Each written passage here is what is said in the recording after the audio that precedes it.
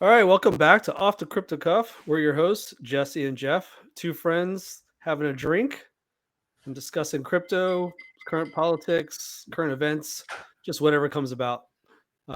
Basically, we sit here to have a chat on what is going on, and while we have a drink, and once we're done with that drink, our chat ends. So today, I guess we've kind of in the past we've talked about the gold standard and how the dollar was tied to it, and just how talking about money and stuff like that in general.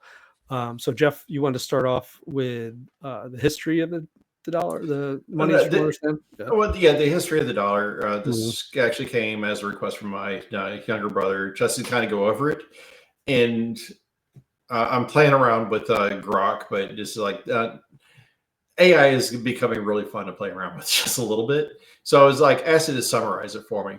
But basically, gold throughout human history, for the most part, there's edge cases, seashells, tulips, things came up and became money temporarily.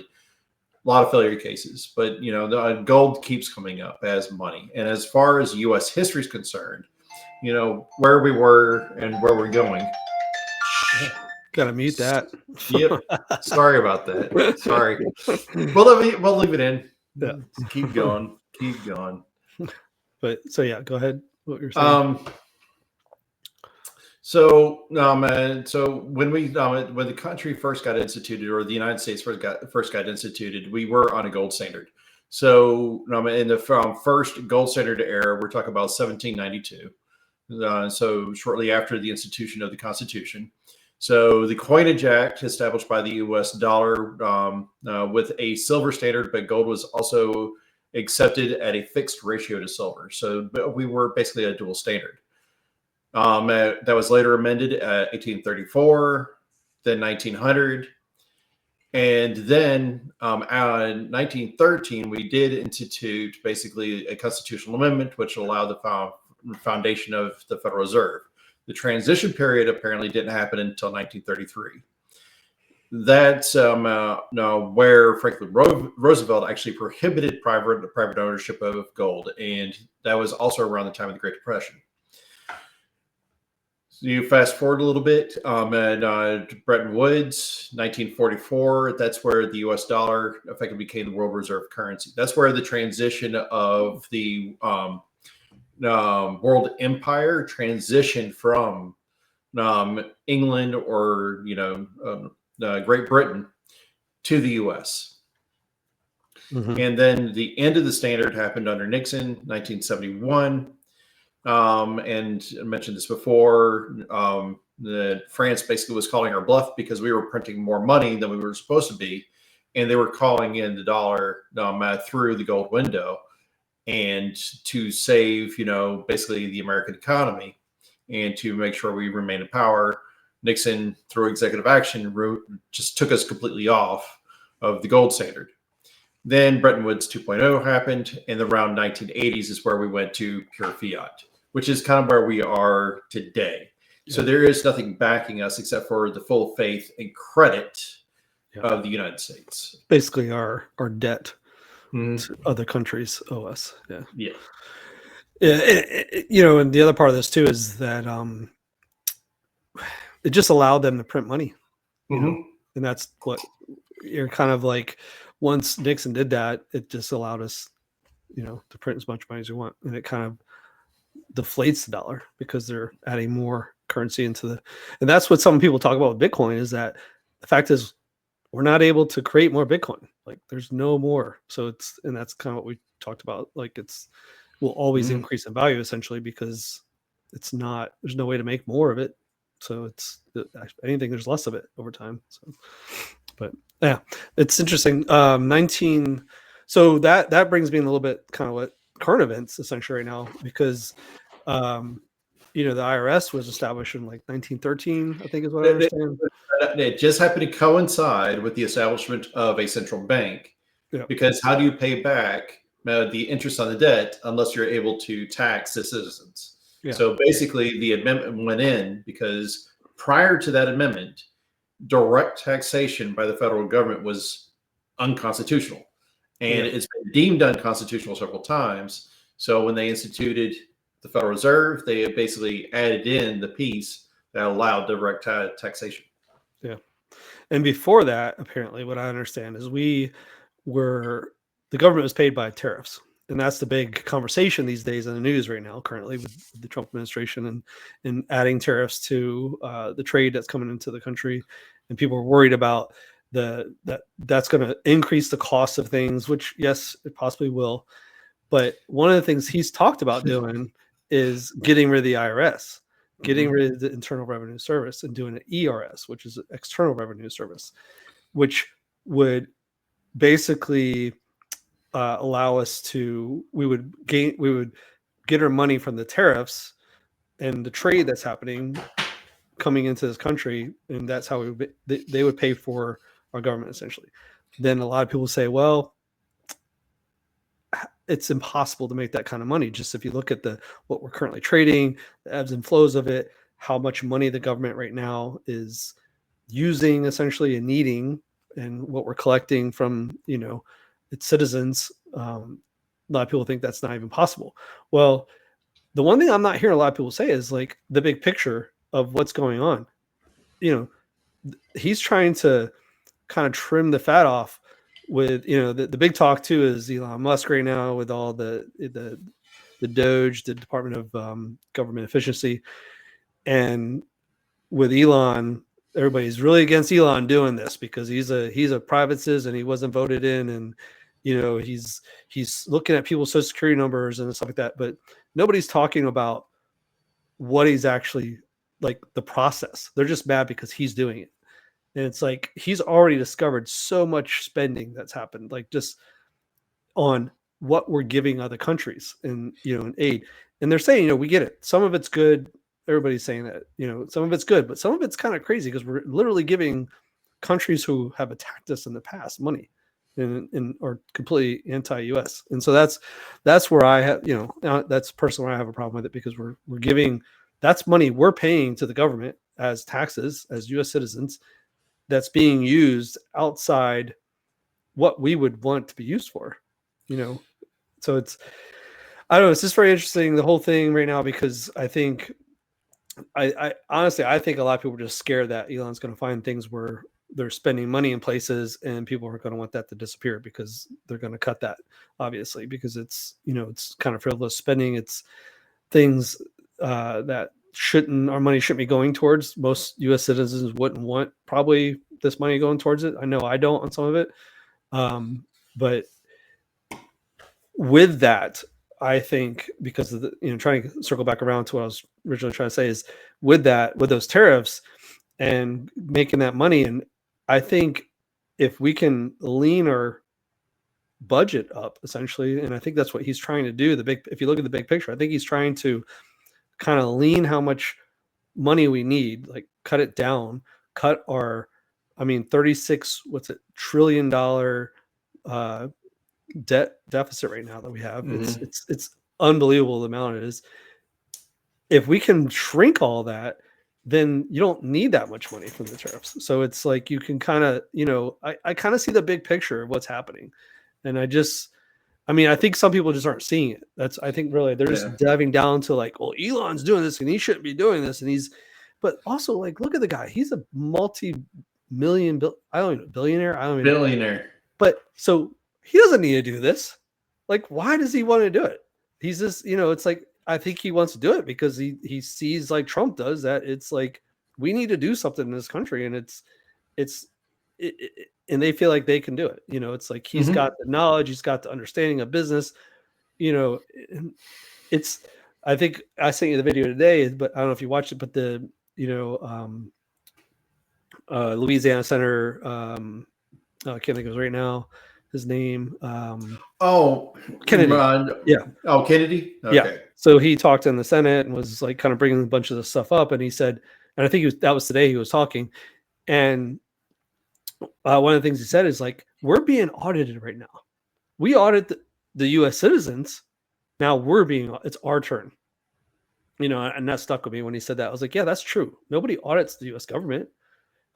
Spending is out of control. Yeah. Sorry. You were on a roll. I'm ramped up because it's like, it's exciting, but it's also interesting, and it's like, yeah. I want to roll back to one thing that you said, because it was one thing that I kind of found, a little infuriating, because people are like, the tariffs are going to bring inflation. Tariffs are going to bring inflation. And I'm like, no, it won't. It won't. Inflation's maybe a little, but not much. No, and it's not. no. Oh yeah, your inflation. You're right. Yes, I 100% agree. Because inflation, by definition, is an expansion of the money supply. Yeah. That happens through the Federal Reserve and the U.S. Mint by actually printing money. Because we're printing money. Yes. Yes. And that will lead to rising prices. Yeah. This will actually cause an increase of prices, which is different on select products. Yeah. And the thing is, though, is that, and this is darn hilarious. Dave Rubin already has a sold out T-shirt of "I survived the trade war of date 1, date 2." I can't remember the exact dates, but it was basically the 2 days that it lasted because they capitulated so quickly. Yeah. I'm going to minimize the numbers and basically make them equal because of how close they are, but it's slightly different. But basically, effectively, between Mexico and Canada, effectively we import about 20% of their GDP. Mm-hmm.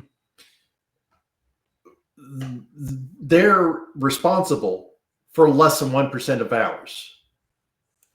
The amount of talk about, well, we're our citizens are going to find other places for to buy their products is like, that's not how that works, Trudeau. No, it's just like, your citizens are selling US 20% of your GDP, their products. The rest of the world's already saturated. Yep. Where are you going to make up 20% of your GDP?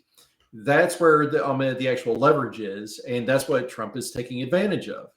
Yeah. So everything else is just people blowing on hot air. It's or ignorance. Yeah, I think that's a lot of it. It's just people focus on a small part. They don't kind of pull back and look at the 10,000 foot, like what's happening.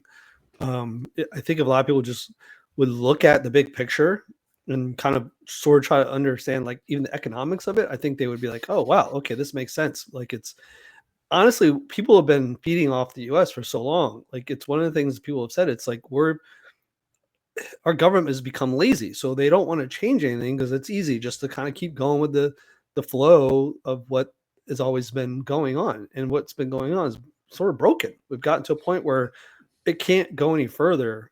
And if it does, it's not going to be good for us. So it's not just broken. I mean, there's been corruption. We don't know the depth of the corruption. And that's probably one of the biggest things that we're going to find out. And people are just going to probably lose their minds. Yeah. And I'm sure one of the biggest reasons why we're hearing so much howling is money's getting cut off to certain politicians. I don't know who 100%. or what yet. Yes, that's what's happening. That's going to come out. They're worried. Yes, it's exactly. And I could already hear the screams now. It's going to be retaliatory prosecution. It's like, no, you've been ripping off the American people, and we found out. Yeah, and the thing is, though, is that I'm not, blaming the average liberal, the average Democrat, the people that are center left or to the left and are basically the reasonable left, because those people exist, but they still voted for Kamala because they felt that was more aligned to their principles without actually understanding, the big picture and everything else going on. It's like, there's this like extreme, left and everything else that's going on. And I don't put everybody into that same bucket. It's like, I still say, it's like, my politics are more center right. But when it boils down to it, I don't care where your politics lie. We have the Constitution. It's supposed to be the law of the land. It's like, put your personal beliefs to the side, especially if you're in office, and abide by the Constitution. If you're going to present a law, make sure that the law is constitutional when you present it. I don't see it being that hard. No. It's just like, we have a First Amendment. It's supposed to it doesn't protect our, freedom of speech. It basically says that Congress shall make no law abridging. It's putting a restriction on the federal government. The Second Amendment is just like, the right to bear arms shall not be infringed. Again, it's another restriction on the federal government. Why present laws that go against these things. You are violating your oath when you do that. Period. That is my stance. I don't care your personal beliefs around it. You can be as anti-gun as you want. But if you go into office, you need to put your personal beliefs aside. And if you think that's a better way of living, then live that way and show that's a better way of living. Right. You know, and then maybe your way of living be like, okay, maybe that's right, and we'll do a constitutional amendment. I doubt if that will happen. I don't want that to happen. But that's how the Constitution has changed. It's the only way it's a living document is through the amendment process. Period. Yeah. I mean, even to go back to what I was saying, though, it's like so far, I think they've gone through one agency line by line, essentially, is what's happened. And that agency gives away $40 billion a year outside of the U.S. And that's a drop in the bucket when you're talking about 36 trillion. Yeah. Oh, 100%. But it's like 40 billion. That's one agency. Yeah. One. Just out of this country. And that's our money. That's the money we are being almost. We're talking about, like, I think our taxes maybe about 40-something% coming up this year. And people have done some of the internet sleuths are all over it. Is like some of the money went to the BBC, some of it went to Politico. Yeah. And you're talking, and Politico is not the only one. It's like, so several hard left-leaning media got funding through this organization. Yeah. And there's a reason why trust in media is at an all-time low. Right. Yeah, with some media, one of the things Kenny was talking about, one of the line items was like, I forget how many millions of dollars went out to some other country so they could. What was the terminology? I think here. Let me see if I can find it real quick. It was so they can they can learn how to speak in binary gender language. And I'm like, what?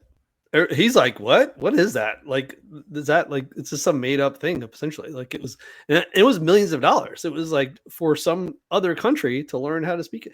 We gave that money to this other country for their news to learn how to speak binary gender language. It's like, I'm just like, oh my goodness. Yeah. So anyhow, yeah, that's it's just super interesting right now with all that going on, I think.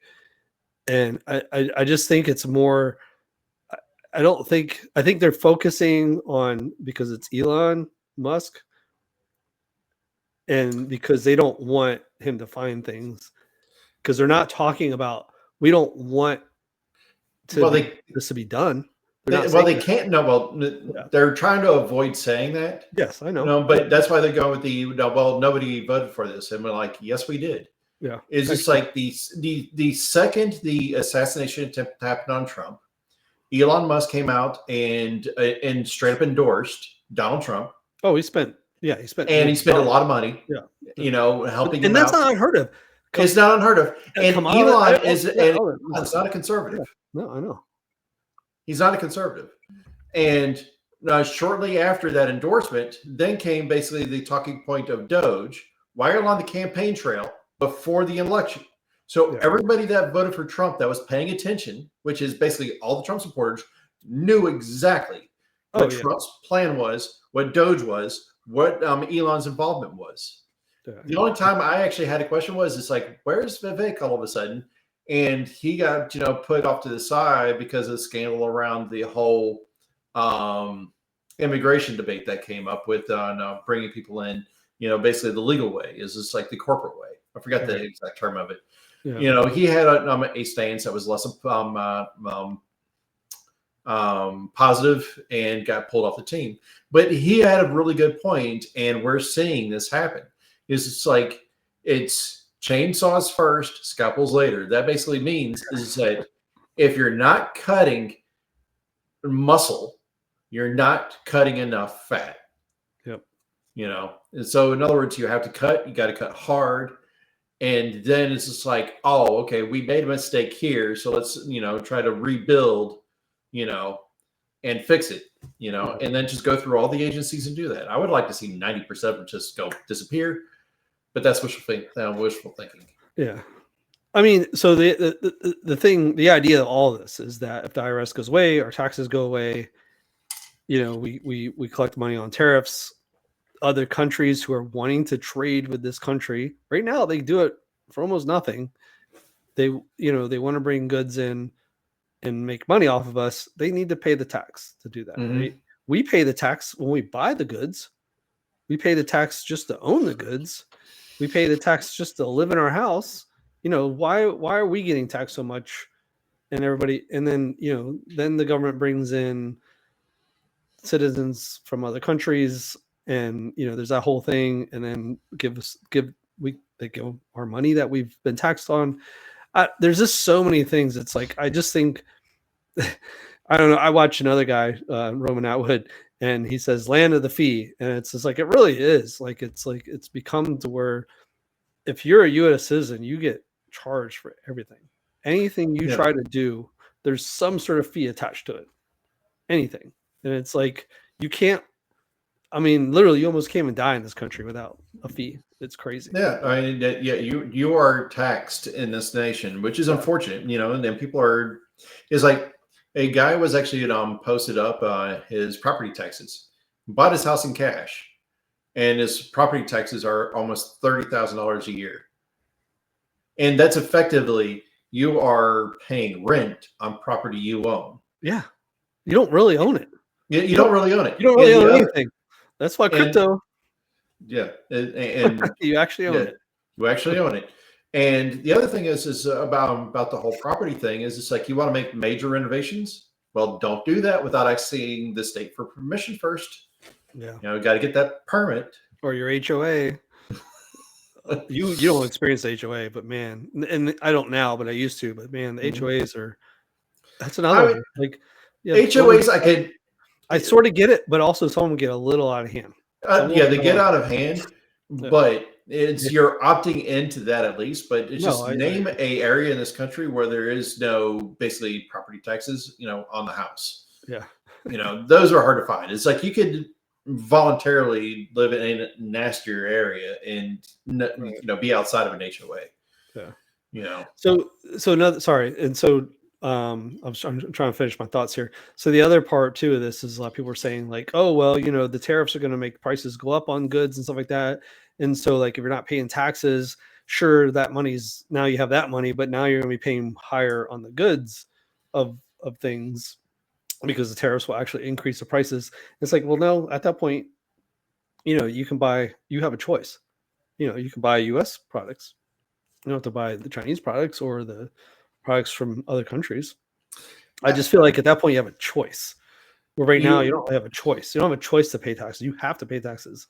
If you don't pay taxes, you go to jail, or they garnish your wages, or it's. Well, that's true. But no, yeah, it's just a matter of, because today you still have a choice. You could buy US, True, but it comes at a premium. Yeah, it does. Or it's not available in the US. Yeah. No, I agree. That's because a lot of our stuff has moved out of this country. Right. And that's like a part of this, is that's why he's doing this too. He's trying to pull our industry back in, or industrial back. That turns into part of the problem, is that the reason why things are very backwards and what's being fixed. Again, this is a piece that people are missing. And I forget the agreements, but basically post World War II, all of Europe was in shambles. So basically, as the world empire, right, world reserve currency and all that stuff, basically an agreement was formed to allow Europe to tariff the United States on its exports, but the United States could not tariff anybody else, as an agreement. So basically that meant, as we sent goods overseas, those imports owed on to the European countries, that money that they collected could be used to rebuild their nations, which they did. Again, exactly. Sucking off the U.S. teat. but that as another form of foreign aid, effectively, is what it is, and completely and totally unfair and unbalanced when you're talking about world trade. We're just talking about bringing balance back to things. Yes. And when that agreement happened, alongside of that, you had, I think it was like Henry Kissinger and others visiting China, making agreements to start exporting our manufacturing. and our manufacturing started leaving the United States, and that's where you started seeing these ghost towns. It's like steel manufacturing, car manufacturing. A lot of this stuff has left the nation, where we don't have a lot of skilled trades as much. It's like, yeah, we still need electricians, we still need plumbers. Yes. But what about people that did cars, and did these other things? I mean, that's why Detroit looks the way is the way it is now, because there's been so much that has moved out of this country that you have a whole city who is built around industrialization of vehicles. It's because it's like it was a natural port which allowed goods coming in. They were able to do the manufacturing. They were able to do the exports around the country, even around the world from right there. I mean, that's why it was called Motor City, right? Yeah. Yeah. It's interesting. I feel like this is something long time coming, essentially.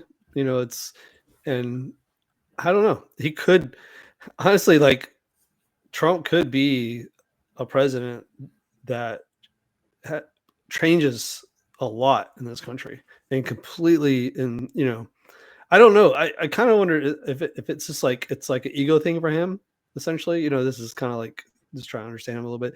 I wonder if it's like an ego thing for him, but it's also like, I don't know. I feel like he's really about us. It's like he's really about the citizens of the country. He's tired of seeing what's been going on. And I think this is it.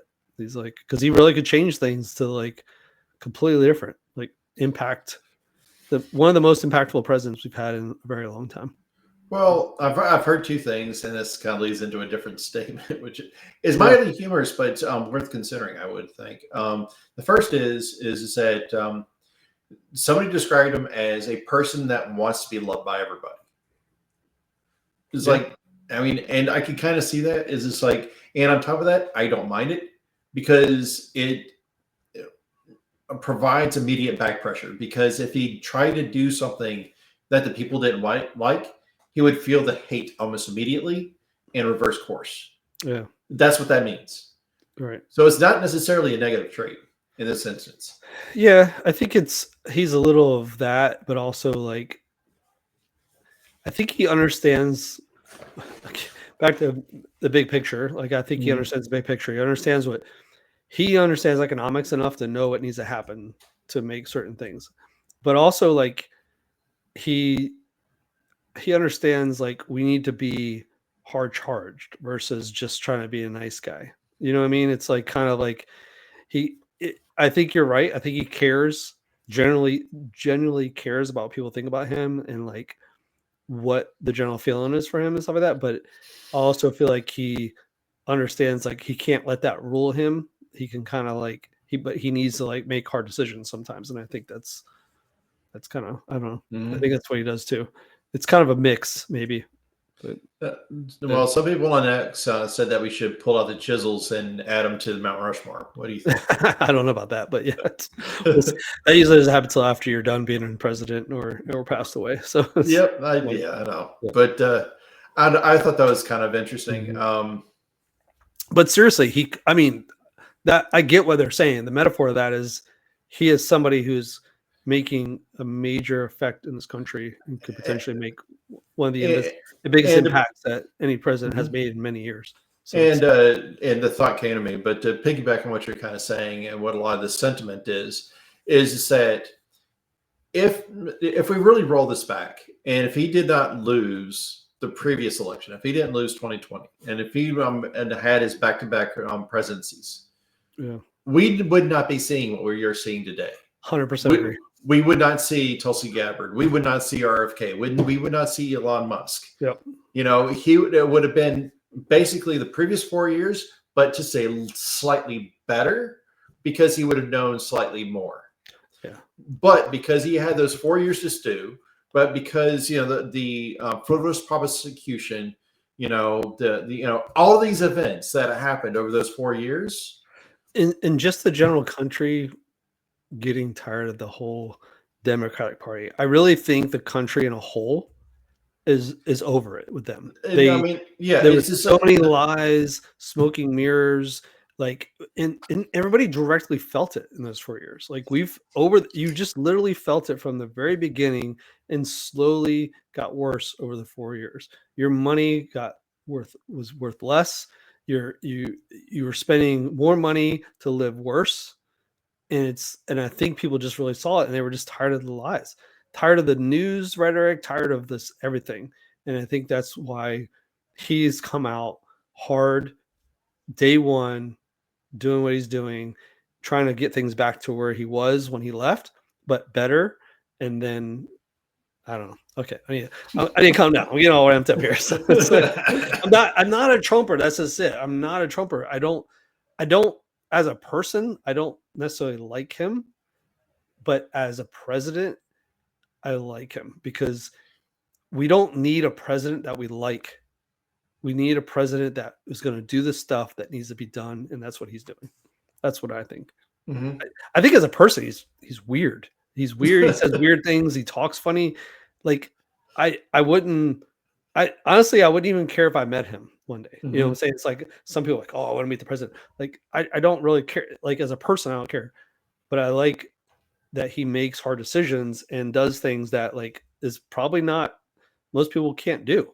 You know, it's like he's kind of like he's run businesses, he's made hard choices, he's come from nothing and multiple times have lost things. You know, it's so he's been in the trenches and understands it through and through. And I think I don't know if you know this, but a lot of times when he does talk, he talks about history. So he tries, I think he's I don't know personally, like I haven't read up on it or studied him at all to find out, but I feel like based on when he talks, he's a big history guy, you know, and that's one of the things I'll be honest with you, I did like Obama because he was big on history. He enjoyed understanding, like, it's like he was big on Abraham Lincoln and just understanding that, which is interesting if you think about it. But it's like, I like that when a president will read about the history and understand the history and try to learn from it, because history repeats itself. And that was one of the things with the whole Biden administration. I always felt like they were like, what's the cancel or whatever? Like they didn't want the history. They wanted to forget it and cancel it. Essentially, that's what I felt like. No, in 1984. Yeah. Yeah. You know, rewrite history. You know, it's always changing. You know, always new enemies. Yeah, but you got to learn from it. You know, if you don't learn from the history, then it's going to repeat itself. So, you know, I think that's what's interesting about Trump is he references some like deep history a lot, and that's part of this whole thing that a lot of the stuff he's doing. He's like, look, we did this back in the day, and it worked. We were amazing. You know, the way I see him, you know, and some people might, you know, try to, you know, smack me for this, but I was like, I am kind of agreeing with you. Is it's like, I don't know how I feel about him as, you know, a person per se. And sometimes he talks out of his, you know, and out of his ass just a little bit. Yeah, no, I agree. He's a narcissist. There's 100%, and that honestly, people. That's like, I don't care because he's able to get the job done. Exactly, and he's proven, because he's already run the office once before. He's already proven that he is selfless. No, and what I mean is that if you take a look at our first president, George Washington, George Washington did not want to be president. You know, he was basically asked or almost forced to run, and when he ran, he won. And he was like, okay, I did my term and wanted to go home. He ended up running getting into office a second time. And it was like, that's it. I'm going back to my home. Yeah. He did not want power. The reason why Trump is here is because he sees the problems. He sees the inefficiencies. He sees all the different issues, and he wants to fix them. Yeah, he wants to fix it. He doesn't need to be here. He doesn't. You know, he could be retired. He could be on a boat. Exactly. You know, he could have 30 Melanias on the boat if he wanted. Right. You know. Yeah. He has a deep. Yeah, I feel like. Sorry, he has a deep love for this country. If you go back to early interviews where he was when people asked him, like, do you think you'd ever run for president? And he was young. I mean, he was probably like in his 30s, late 30s, early 40s. He said, I don't know. you know, I don't know. I mean, I love this country. I think, you know, he explains everything that he thinks that we should do and stuff like that. And it's like, you can just tell he loves his country. And it's like, do you think a man who's worth millions of dollars, who has everything he's ever wanted, needs to be here?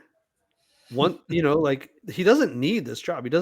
He just wants it because I think he loves his country and he's tired of seeing what our current government is doing to it. And Yeah. Yeah. Agreed.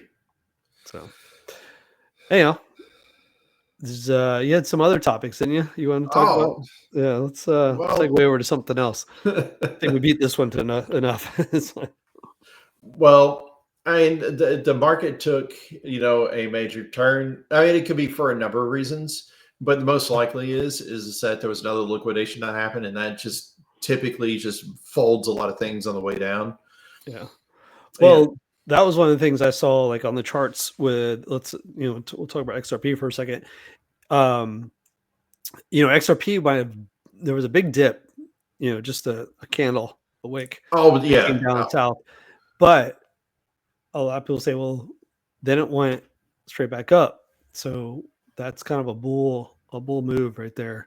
You know, just means that everything did that. Yeah, people Algorand did it, liquidating, trying to take some profits, but people were buying on the other side of it because they saw the opportunity.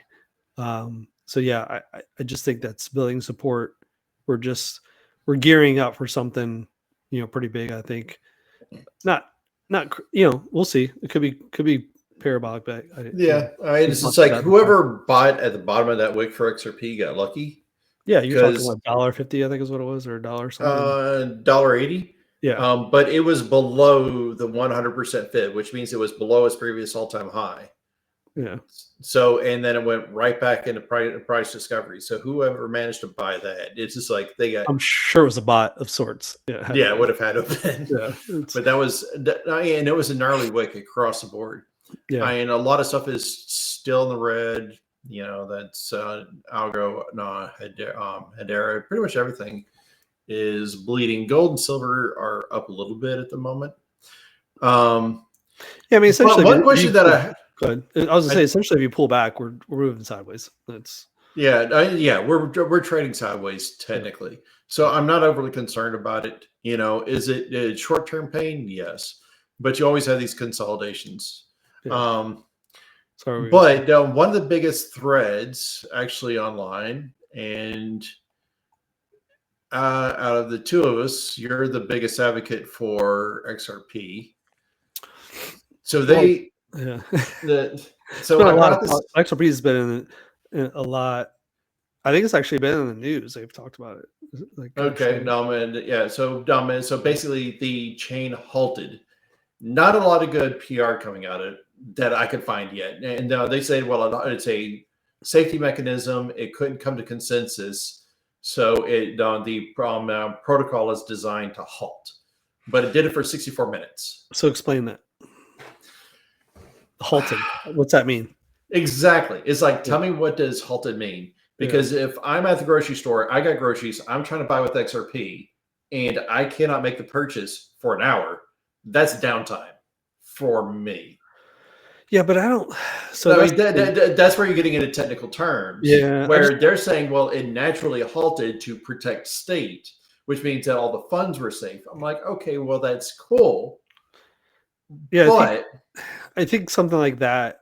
I mean, if we got to that point where you're literally buying groceries at XRP, I think a lot of that would happen off chain.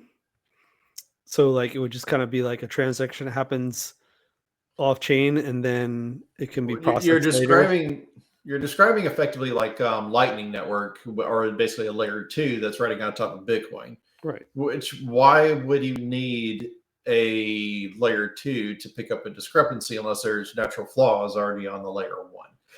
I am invested in XRP, so I am kind of playing devil's advocate a little bit. Yeah. But a lot of this is coming from the XRP community, not the XRP community, but the Algorand community.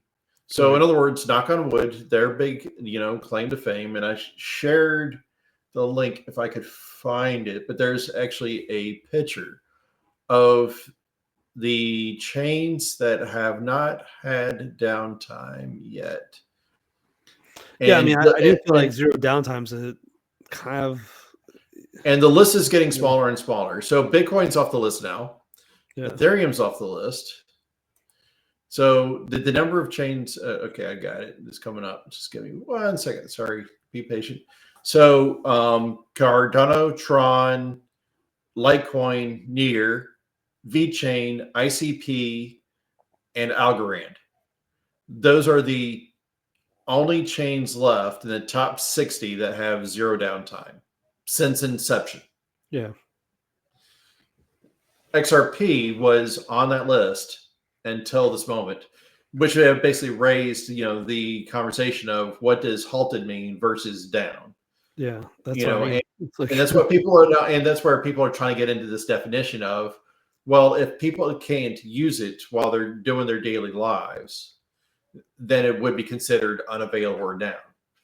Is the counter argument outside of the technicalities? Me personally, as an engineer, I would like to know, okay, is this like, well, this is a safety mechanism. That means that there's triggers.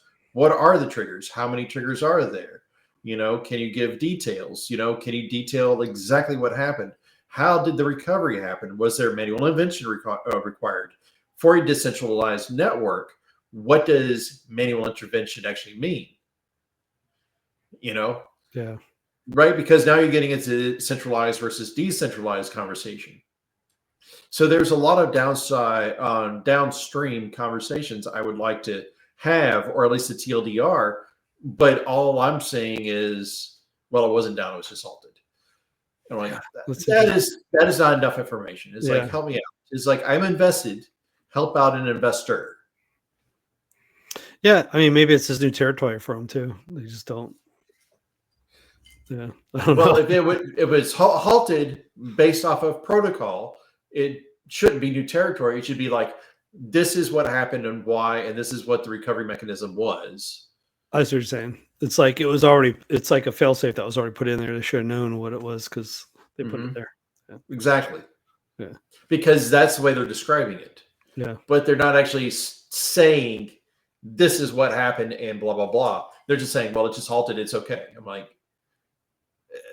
no, that's not enough information. Right. Yeah. If I was just, a cult member, it's like, and I would just keep parroting, everything is fine.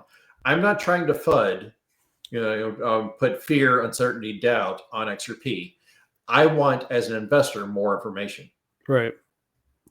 Yeah, I'll be honest with you, I didn't even look into it at all. I know you kind of mentioned it in our chat there, but I mean, the conversations come up because of Solana, because Solana experiences a lot of downtime, and I was trying to bring up is like, well, over the course of a blockchain, how much downtime is too much downtime, and what's reasonable expectations for downtime for any blockchain?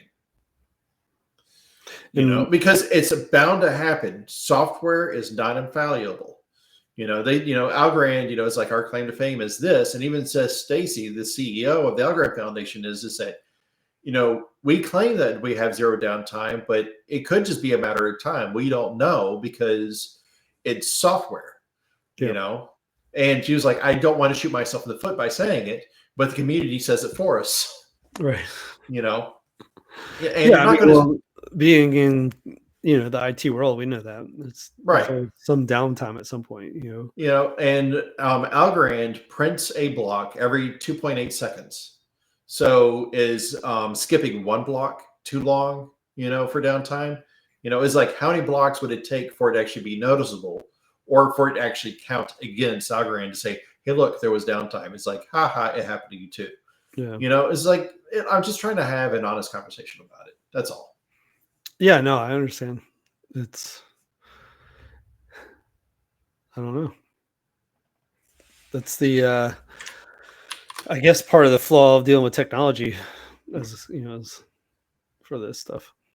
Because it's, I guess it all depends on what they're going down for. Like you said, if it's, you just wonder if it's like and I hate to say this, but if it's like a downtime, with the XRP was like something was trying to infiltrate and they went down because of that.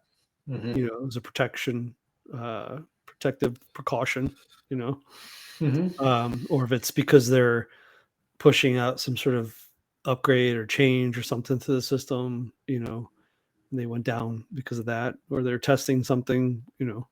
But yeah, I get what you're saying. It's like, but there's, you know, as you know, we, you know, in the tech world, there's different environments to do a lot of that stuff. So you would think a big technology company essentially would have those environments for different things. So it's almost seems like it was done for some sort of precaution of sorts. All right, that's the appearance, but I would like, you know, a statement, you know, something to kind of show up and be like the after action report effectively is what I'm looking for. Because I mean, there's nothing wrong with that. Like if something was trying to infiltrate the system and it took it and it went down because of that, and that's like, hey, we have this trigger in there because of this. It did what it was supposed to do and it protected everything. You know, hey, that's great. You know, it's like that's what's you know. And the funny thing is right beside it, Bitcoin also failed to produce blocks right about the same time. Yeah, that's interesting. And somebody actually said, "Is like, yeah, we had an hours long downtime, and we still managed to produce more amount of transactions per second than Bitcoin." Yeah, it's just like, okay, it's like, yes, the meme writes itself. Yeah. But yeah, it's like if we're talking about wanting to use these types of things, you know, for real world use cases, for AI, you know, for, you know, daily transactions, then you know, yes, having safety mechanisms makes sense. Auto halting when you can't come to consensus makes sense. But being an hour-long outage, I mean, that turns into an inconvenience really quickly, you know, and it can be perceived as downtime. Right. You know. So no, because we're talking about user experience at that point. Yeah, yeah. And that's the question for me. Do you think we have a cryptocurrency currently at the moment that would be a daily transactional crypto coin? A daily transactional? You mean like something you would use, like the dollar, to buy stuff, like to go to the grocery store or go to buy a cup of coffee? Do you think right now there's a crypto coin that is currently developed in this, you know, you could purchase it right now out there? That's almost a loaded question, and I have I know it's a loaded question. That's why I asked it. That's why yes. Because and I'll answer it this way. You were saying XRP, like if I was buying groceries and I'll say that's not what XRP is designed for. XRP is designed to be a Swift replacement. So it's and I'll answer it this way: is it's like, as for a layer one, price volatility. Now, and this is the El Salvador experiment, and this is another one of the links that I sent you. The El Salvador experiment, they actually removed the yeah, you forgot, huh? no, it is a term, and I just brain farted. Okay. But basically, it is there's no longer a requirement to be able to accept it for payments. And the reason why it failed as for payments in the country is because of the volatility. Yeah. That is the problem with any layer one native token. But now, stable coins exist today. You can get USDC today. Now there's the URD today. Now, and on top of Algorand with immersive, the beta test for the MasterCard integrations are already happening in select countries, and that's going worldwide the first half of this year. Yeah. So hopefully we're going to be getting that soon, which means that, yes, we could use USDC to make purchases today on Algorand. Yes. And I'm actually specifying out that chain because it's almost too expensive to do it anywhere else. Well, you know, XRP has theirs too. They did. So well, they have the real USD, but it really hasn't much of a rollout yet. Yeah. You know, and so all right, so you literally like we're segueing into the next thing I was kind of thinking about, which was like what happened this week with crypto as far as, you know, legislation and stuff like that. Mm-hmm. and that is the first thing they're going for is stable coins, which I thought that was interesting. Mm-hmm. The first thing they're going to try to create regulatory guidance for stable coins. Because you got to have stable coins. I think that's where I was trying to get to, is like, basically, I feel like stable coins are going to be what potentially could be the transactional currency on a day-to-day basis. Mm-hmm. Ultimately, because it's like you said, it's the volatility is not there. If they move, it's very minuscule. It's small amounts. So it's the coin that you would move your money into from your investments of other cryptocurrencies that do other things, because you're investing into that company that does something and has utility to it. Like we've talked about in the past, and because they're doing the utility well, they increase in value, just like a company does, like stocks and stuff like that. So it's that money you're moving over into something stable, so you can use as a currency to potentially make transactions on a day-to-day basis. That's my thought. That's my theory. We'll see. But also, it's interesting because the fact that that's the first thing they're looking at. They're going to create. And that's why I said it was a loaded question, because you can't say any layer one, because the layer ones, the volatility kind of it cuts them out, because unless it's basically the backing currency, going back to, earlier in the conversation, what we were talking about, like gold and silver being money, right? Unless you can say Algorand's money, or you can say the Bitcoin's money, or, then it's price stable, because everybody then prices their products in it. Then you're actually using that layer one as the purchasing agent, and then everything else floats against it. But as long as we have this fiat system, then you need something that is stable against the fiat system, so everybody can understand, or gauge the prices of what they are, getting into or out of. Right. And that's where the stable coins come from. And then when you actually talk about, okay, then what's your transaction that on top of? Well, yes, it's like Immersive tried integrating with Ethereum. The problem that they ran into was the gas fees, the back pressure. Is they actually had to queue the transactions over the course of a 24-hour period and do bulk transactions for the entire day, which actually led to a double spend problem, meaning that it gave people the opportunity to spend that ETH a second time, because the transaction actually didn't clear till the end of the day, when the gas fees were lower, and when they actually had enough transactions to actually make the transaction worthwhile. Whereas on Algorand, the transactions, are, instantly final. They're also extremely cheap. So that means that, when you commit your funds to the debit card, it's done. It's happened. There's no rolling back. There's no risk of double spend. So it reduces a lot of downside risk for Immersive as the company. I'm sure that you could do something similar on Hedera.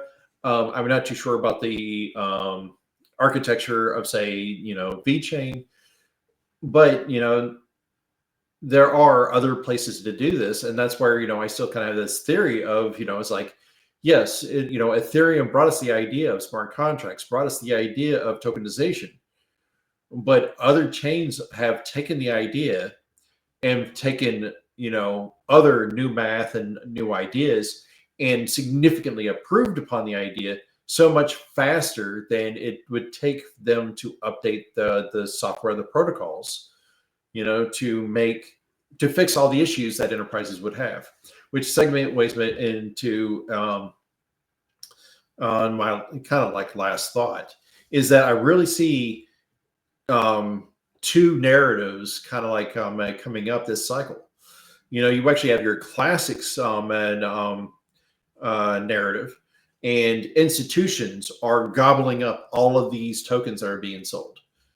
And the way I see the institutions, these are your more financier. These are your venture capitalists. These are the people that are trying to take advantage of the retail that's about to come into space that typically don't do their research. Mm-hmm. On the other side, you actually have the enterprise narrative, the utility narrative. Look at, Hedera. They announced partnerships Intel, NVIDIA are now sitting on their governing council. That was recently announced. Right. The processors with Hedera technology built into their CPUs is being tested now. Yeah. Hedera got launched into space. I mean, this is the enterprise adoption. This is the utility we've been talking about. So now we have two simultaneous narratives. So which narrative actually dominates this cycle is going to be extremely interesting and weird. And this is where I think potentially some flush would actually end up happening.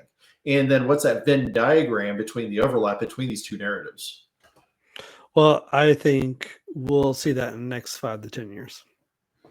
So you're thinking that this cycle might actually normalize out and then we won't see it until next one? Yeah, I mean, I don't know, because there's the problem is, to me, the thing is right now is this administration in with the, like we were just talking about, is the regulatory guidance and all that stuff.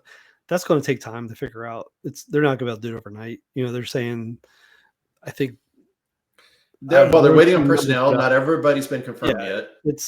So I think with that, it's gonna make things kind of like, and that's why like a lot of people were expecting when this happened this week, things were just gonna rocket, but they didn't. And that's what part and parcel of the crash, because it's like it was a nothing burger, but it was like it's kind of what I was expecting. Yeah, and I think we all were. Because we're like, yeah, it's not enough. You know, it's not like a light switch. You can't just turn it on. It's not. So and that's why I say I think in the next maybe 5 years, we'll see where this separation in this, where the potentially the utility is going to come into effect. I don't know. I don't like putting timelines on anything because you just don't know. It's like, anything could happen. But I think this administration is going to set us up for it potentially with the guidance and really adopting crypto potentially and setting it kind of putting us into that direction, and then it will kind of go. I think we'll see. Yeah. I don't know. This is my thought. Yeah, and that thought could change. It depends on the news that comes out or whatever I read or something in the next. It could change by next month. So it's but it's as of right now, that's my feeling. Yeah, we definitely will see what potentially happens in the future.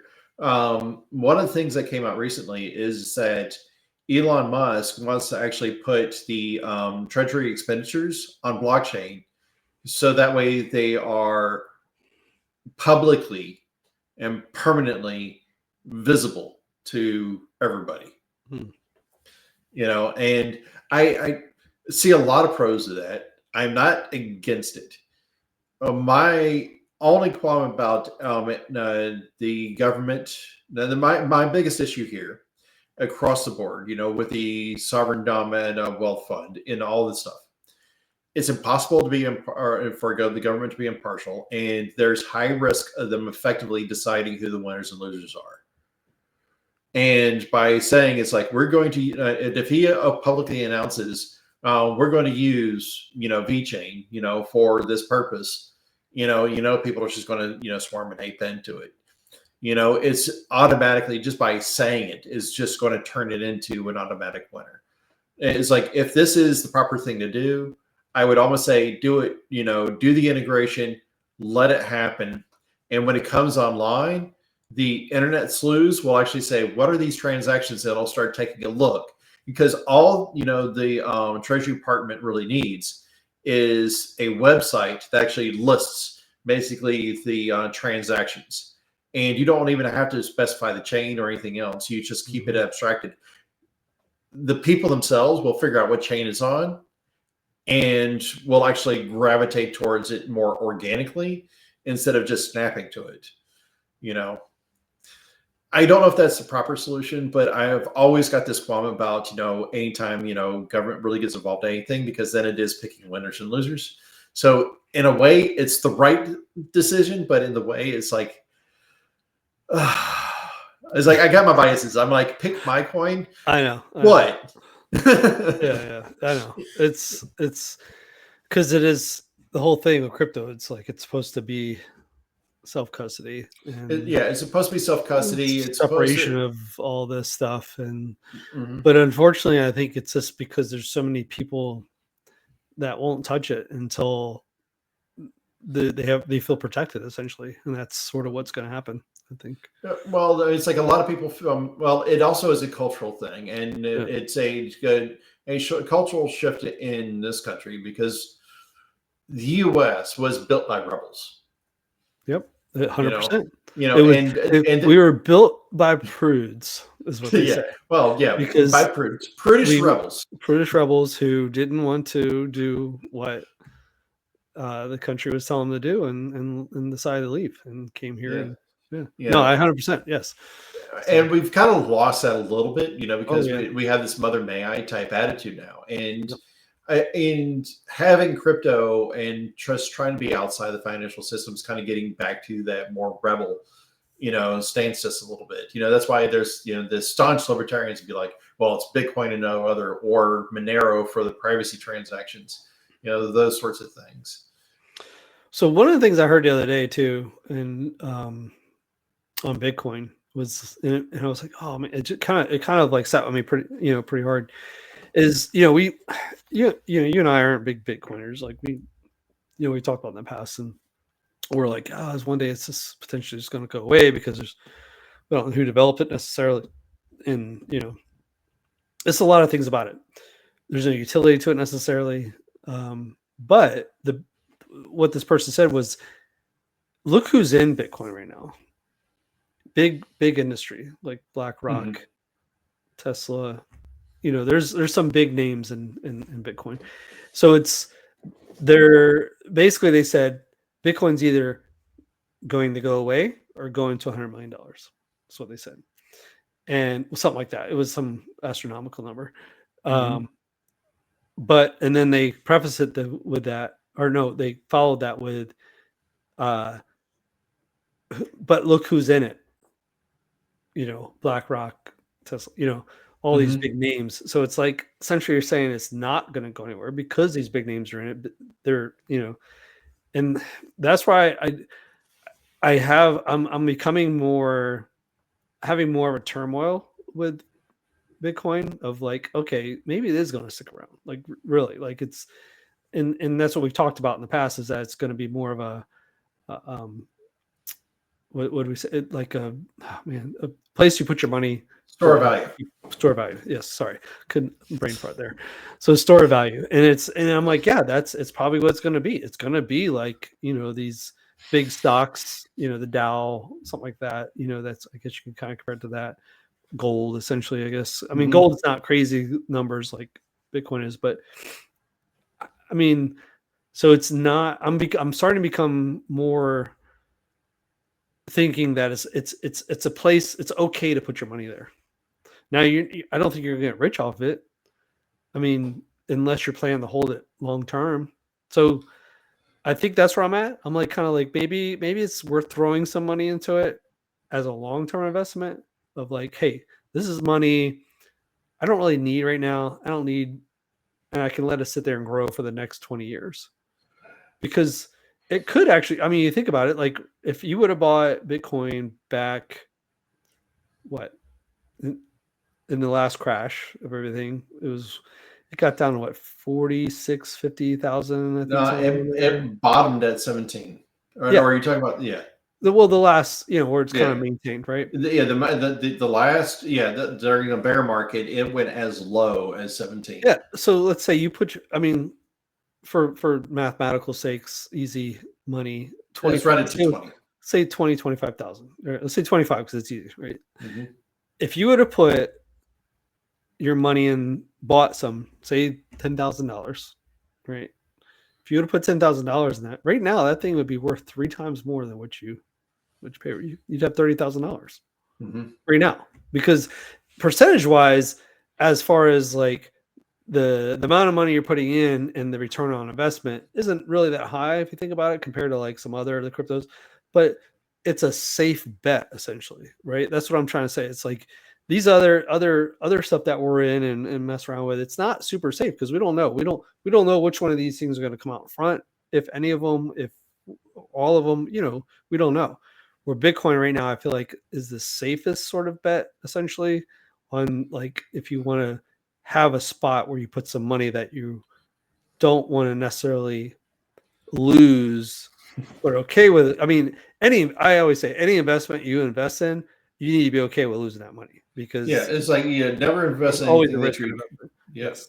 So, but I think as it pertains to crypto right now, the more and more I sort of understand just how economics works, I think that's really what it comes down to. Not necessarily crypto, just economics. I do feel like I'm becoming more and more bought in, and it's a safe bet, a safe-ish bet. It's becoming safer, and this lends to the rumors because I sent you as the last link, which has just popped up on X. Yeah. So apparently, somebody that worked for Hedera is now on the board of Strategy. They recently, MicroStrategy changed their name, and now but not only is that, but not only is there that connection between Strategy and Hedera. The rumor is Michael Saylor, who's been a staunch Bitcoin maximalist, has now started personally accruing HBAR. Now, that hasn't been confirmed, but if that's true, that actually goes back to a point that I was trying to make episodes ago, is to say all it would take is a maximalist to say, we want to use this, blockchain as our layer 2, effectively as our smart chain side of our Bitcoin liquidity. They would shut down the conversation immediately. They would shut it down overnight because Bitcoin's got the money, it's got the store value. They just need the high-speed network to ride on top of it. Lightning's not going to do it. Lightning's not going to provide all the different features that enterprises are using. And this goes back to what I was just basically saying. It's like you have these two narratives coming out. You have your institutional narrative and you have your enterprise narrative. Where does Strategy sit? It sits actually on the enterprise side. And where's Hedera? Right there at the enterprise. Mm-hmm. So this is one of those scenarios where things happen slowly and then all of a sudden quickly. And this could just run away really fast. Yeah. No, I agree. Yeah, I mean, it's like I wish I had some Bitcoin myself, but it's just like it's like, as they say, I wish you one hand shit the other, see which one fills up first. I know, right? Yeah, I mean, I'm just saying, like, if it's a place, if you're, I mean, diversification, Yes, I mean, as diversification, I completely agree. My thing is that I would rather. If it was me, if it was my money, if I actually had the money to invest in Bitcoin, which I don't, if I had the money to invest in Bitcoin, and I know the maxis would be like, why would you do that? Why don't you just have native Bitcoin? I'd be like, this is me and my strategy and how I would choose to mitigate my own risks. I know that wrapped Bitcoin exists on Algorand. I'm sure now that Sausage Swap exists, there's wrapped Bitcoin on Hedera.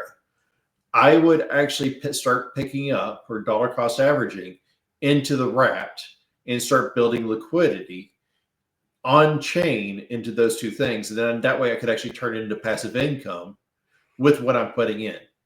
Well, yeah, that's a set it and forget it method because 1, I have it.